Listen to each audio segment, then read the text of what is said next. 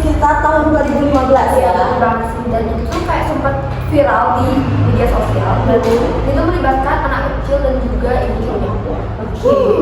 Daripada kita lama-lama, mending kita langsung sapa aja yuk narasumber kita. Halo. Hai. Oke, kalian kenalin diri kalian dulu ya. Oke, mulai dari aku Anya sebagai saksi. Saya Kesa juga sebagai saksi. Dan saya Sabika sebagai saksi. Oke, jadi kita mulai langsung tanya-tanya aja ya tentang pembunuhan Angelin ini. Dari kalian sendiri, kalian tahu nggak kapan terjadinya dan di mana terjadinya kasus ini? Mungkin dari apa ya? Iya. Jadi kasus ini tuh terjadi di rumah Margaria di Jalan Sedap Malam dan Pasar, dan ini tuh terjadi pada tanggal 16 Mei 2015. Oke, jadi pada itu siapa sih? Ibu tirinya? Iya, bisa jadi. Terus bisa diceritakan nggak kronologi pembunuhannya? Jadi pada tanggal 16 Mei itu, Angelin terakhir melihat di dalam rumahnya. Para tetangga juga melihat pagar pintu rumah Angelin itu terkunci. Nah, 17 Mei, kakak angkat Angelin, Christina dan Ivan mengumumkan hilang Angelin pada laman Facebook yang berjudul Find Angelin's Body and Missing Child. Oh, jadi kakak angkatnya itu sempat mencari Angelin ya? Iya, sempat. Kalau dari keluarganya sendiri belum ada yang lapor ke polisi atau belum sempat? Ada, setelah 3 hari menghilangnya keluarga melapor ke kepolisian sektor Denpasar Timur. Polisi memeriksa sejumlah saksi yaitu Margaret, Antonius dan pembantu penghuni kontrakan milik Margaret bernama Susiana. Dan kepolisian itu sempat meriksa rumahnya Margaret itu sebanyak 3-4 kali, dan polisi itu melihat kamar Margaret itu kayak nggak layak huni. Hah? Nggak layak huni? Iya. Gitu? Ya, kotor dan kayak bau angin, dan polisi juga sempat curiga hal itu sih. Terus yang melihat kamarnya Margaret tuh polisi ngelakuin apa? Apa sih yang harus sama polisi? Selanjutnya tuh polisi dan Menteri Pemberdayaan Aparatur Negara dan Reformasi Birokrasi sempat mengunjungi rumah Margaret, tapi ditolak sama dia. Hah? Ditolak? Alasannya apa tuh? Kok bisa ditolak? Iya, aneh banget. Nah, waktu itu kakak angkat Angelin bernama Christina menyampaikan bahwa ibunya tidak mau menerima tamu siapapun orangnya. Wah, kalau kayak gini udah aneh sih. Iya sih. Patut banget kan curigain. Terus apa yang terjadi? Nah, Menteri Pemberdayaan Aparatur Negara itu dan Reformasi Birokrasi juga udah sempat mikir gitu. Tapi anehnya tuh keluarga Angelin itu mulai nyewa petugas keamanan untuk ngejaga rumahnya. Petugas keamanan? Iya. Semakin aneh nih ya perilakunya ya. Terus kelanjutannya gimana? Nah, tanggal 10 Juni polisi menemukan jasad Angelin di kontrakan rumah Margaret, dan Angelin itu ditemukan dikubur pada kedalaman setengah meter dengan pakaian lengkap dan tangan menutup wanita. Tubuhnya dililit spray dan tali. Astaga. Kasian banget sih Angelin. Terus dari kejadian itu apakah Margaret itu ditetapkan jadi tersangka?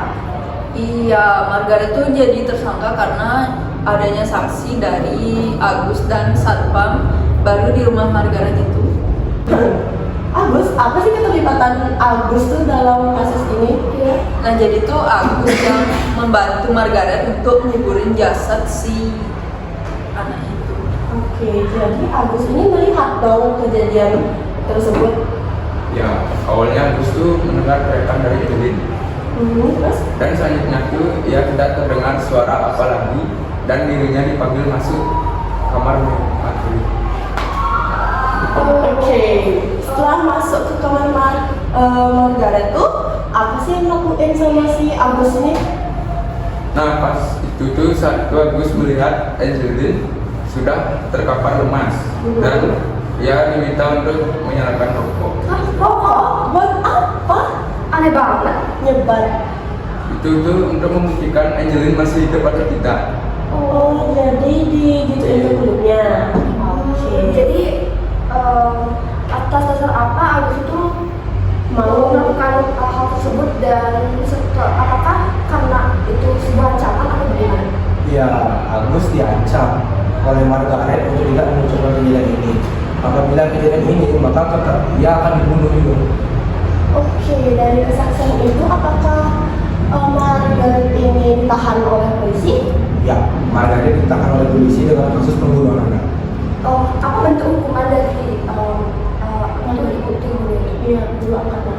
Menurut pengamat hukum pidana UI, Ancar Salmi menyatakan Margaret Christina Magawe, ibu angkat Angeline, bisa mendapat hukuman yang lebih berat dari tersangka Agus, yaitu hukuman mati. Hal ini terjadi apabila Margaret itu terbukti sebagai aktor intelektual pembunuhan Angeline yang berusia 8 tahun. Dan apabila dalam proses pemeriksaan terbukti pembunuhan terencana, Margaret akan terjerat pasal 340 KUHP dan terancam hukuman mati. Sementara untuk pembunuhan spontan dan akan terjerat pasal 338 KUHP dan terancam hukuman penjara selama 15 tahun.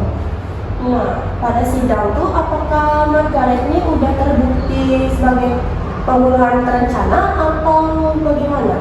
Menurut Ketua Majelis Hakim Edward Haris Sinaga, Margaret melakukan pembunuhan berencana, eksploitasi anak secara ekonomi dan memperlakukan anak secara diskriminatif, sehingga Margaret divonis penjara seumur hidup. Oke, dari pernyataan Ketua Majelis Hakim Edward Haris Sinaga, Margaret ini terlibat banyak kasus berarti ya? Pembunuhan terencana dan penganiayaan anak juga ya? Iya bener banget, bisa dibilang gitu. Dan pada sidang hakim itu juga menjerat terdakwa dengan pasal 340 KUHP tentang pembunuhan berencana dan pasal 76 pasal 88 Undang-Undang Nomor 35 Tahun 2014 tentang Perlindungan Anak. Oke, tepuk tangan dulu guys. Mungkin segitu dulu podcast dari kami dan see you on the next podcast. Bye. Bye-bye.